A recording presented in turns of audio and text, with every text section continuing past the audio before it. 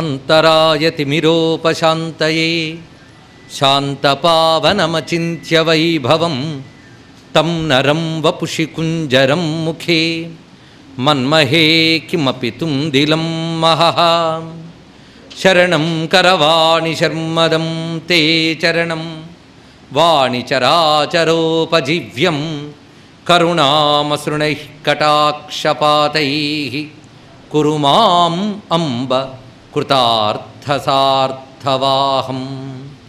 శారదా శారదాంభోజవదనా వదనాంబుజే సర్వదా సర్వదాస్మాకం సన్నిధిః సన్నిధిం క్రియాత్. విమలపటీ కమలకుటీ పుస్తకరుద్రాక్ష శస్తహస్తపుటీ కామాక్షి పక్ష్మలాక్షి కలిత విపంచీ విభాసి వైరించి వాగర్థావివ సంపృక్తౌ వాగర్థ ప్రతిపత్తయే జగతః పితరౌ వందే పార్వతీ పరమేశ్వరౌ. గురవే సర్వలోకానాం భిషజే భవరోగిణాం నిధయే సర్వవిద్యానాం దక్షిణామూర్తయే నమః. నారాయణ సమారంభాం వ్యాసశంకరమధ్యమాం అస్మదాచార్యపర్యంతాం వందే గురుపరంపరాం.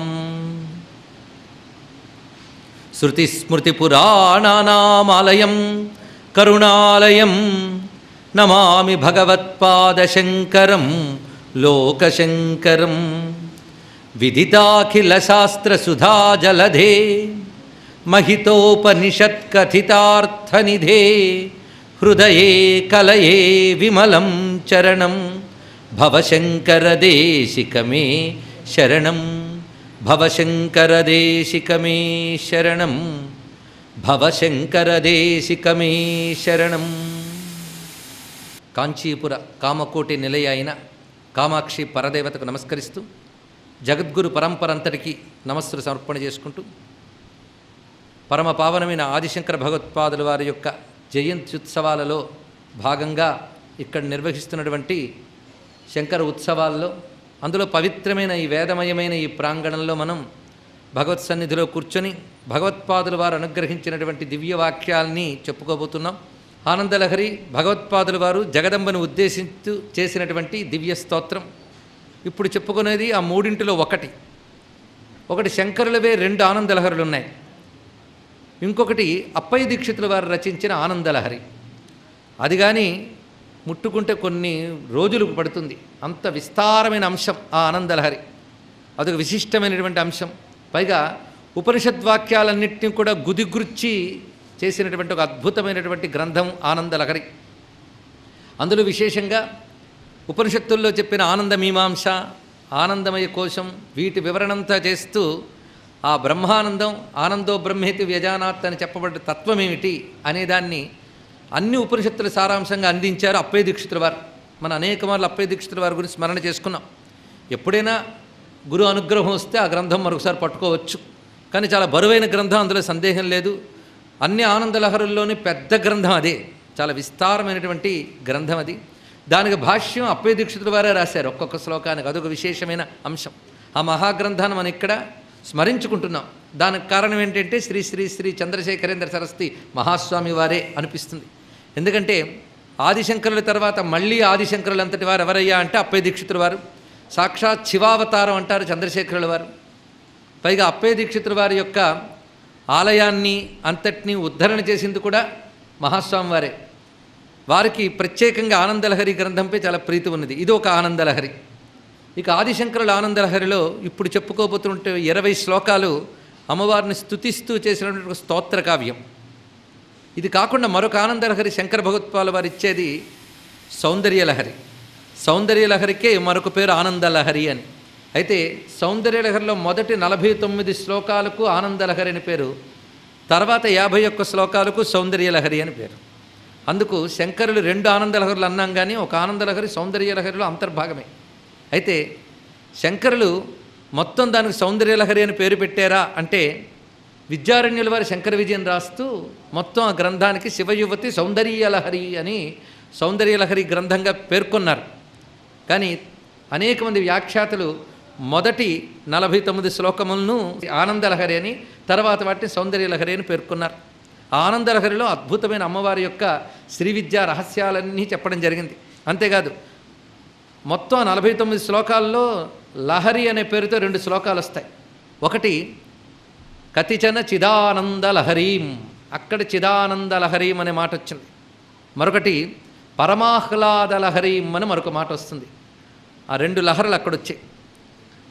ఇప్పుడు ఈ చెప్పుకోబోతున్న ఆనందలహరి అందులో భాగం కాదు, ఇది విడిగా మళ్ళీ ఆనందలహరి అని శంకరుల వారు రచించినటువంటి స్తుతి. అంటే అక్కడ ఆనందలహరిలో ఏ పరదేవత స్తుతింపబడిందో ఆ పరదేవత ఇక్కడ కూడా స్తుతింపబడింది. ఆవిడెవరు అంటే ఆనందలహరి.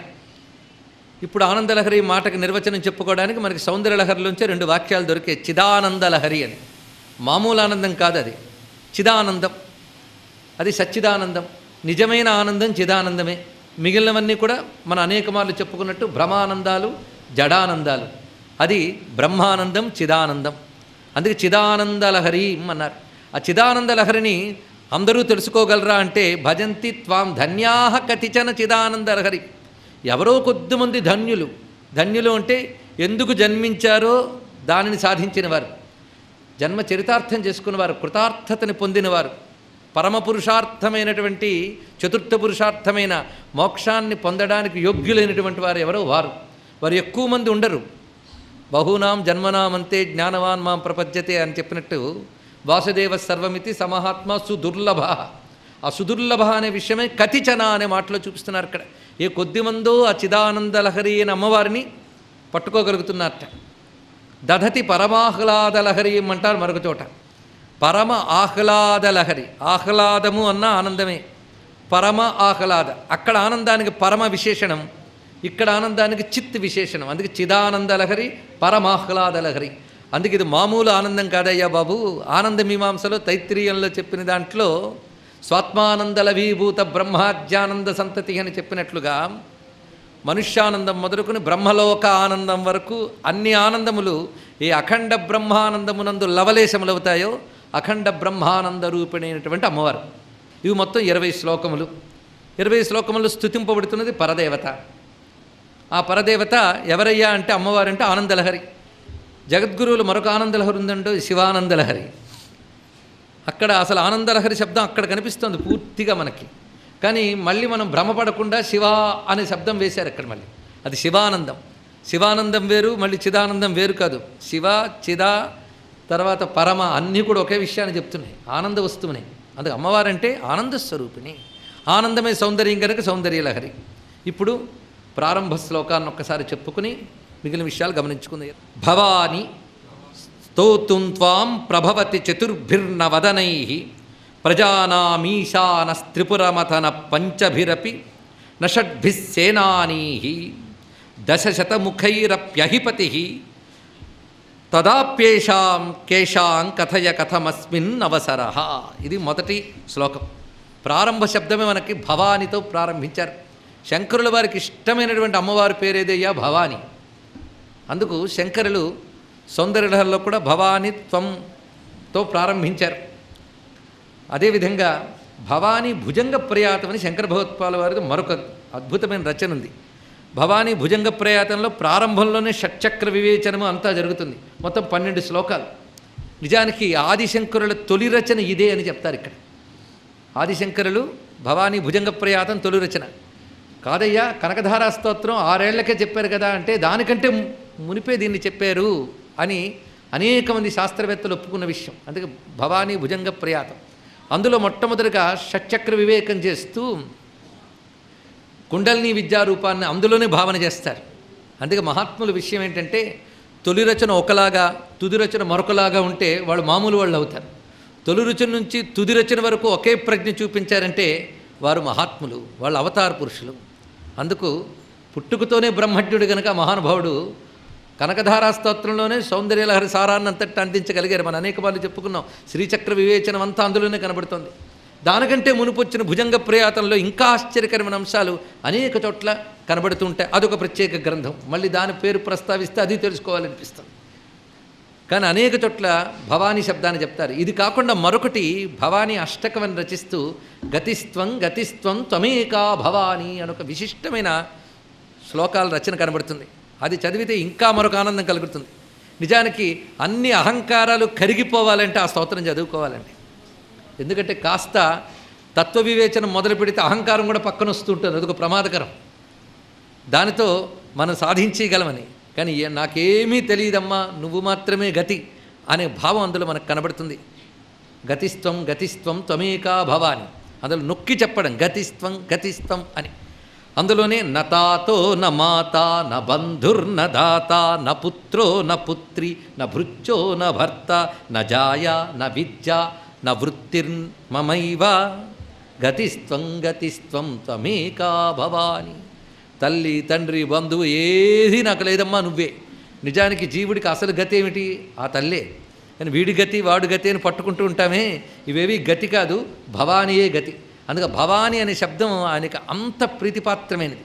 అందుకే ద్వైత విశిష్టాద్వైత అద్వైత సమన్వయం చేసే ఒక అద్భుతమైన శ్లోకాన్ని భవానిత్వం దాసే మయి వితర దృష్టిం కరుణాం ఇతి స్తోతుం వాంఛన్ కథయితి భవాని త్వమితి యః తదైవ త్వం తస్మై దిశసి నిజ సాయుజ్య పదవీం ముకుంద బ్రహ్మేంద్ర స్ఫుటముకుట నీరాజిత పదాం అనేటువంటి అద్భుతమైన శ్లోకంలో మనకి భవానిత్వంలోనే అహం బ్రహ్మాస్మి తత్వమసి వాక్యములు సమన్వయం చేశారు మహానుభావుడు. ఆ ఒక్క శ్లోకం చాలు, శంకరులు మాత్రమే సౌందర్యలహరి రాయగలరు, ఇంకో రచించలేరని చెప్పడానికి. ఏమున్నది? అమ్మవారిపై భక్తితో దీన్ని చక్కగా చదువుకునేటప్పుడు స్తోత్ర రచనకి కొన్ని మర్యాదలు ఉన్నాయి. ఏవి 4 పదాలు తోచితే పెట్టేసి భగవంతుని పొగిడేయడం కాదు. ముందు స్తోత్ర రచనకు ఉండవలసిన లక్షణం ఏంటంటే త్యాగరాజస్వామి వారు చెప్తారు, నిగమ శిరోర్థము కలిగిన నిజవాక్కులతో అన్నాడు మహానుభావుడు. నిజవాక్కులు అంటే నీదైన అనుభూతిలోంచి పలకాలి.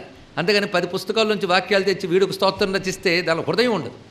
అందుకే నిజవాక్కులు, తనదైనటువంటి హృదయ నివేదన అందులో కనిపించాలి. దానికి తోడు నిగమ శిరోర్థము కలిగిన అంటే వేదాంతార్థములు అందులో కలిసి ఉండాలి. పైగా ఉపాసనాపరంగా చెప్పబడిన మర్మములన్నీ అందరూ ఉండాలి. అప్పుడు ఆ స్తోత్రం మొదట దాన్ని రచించిన వాడికి, తర్వాత పారాయణ చేసిన వారికి కూడా ఫలితం కలిగిస్తుంది. అయితే స్తోత్రాల మహిమల్ని చెప్పేటువంటి కొందరు ఋషితుల్యులైన మహాత్ములు ఆనందలహరి మహిమని చెప్తూ ఇది సర్వపీడా పరిహారం అని చెప్పారు.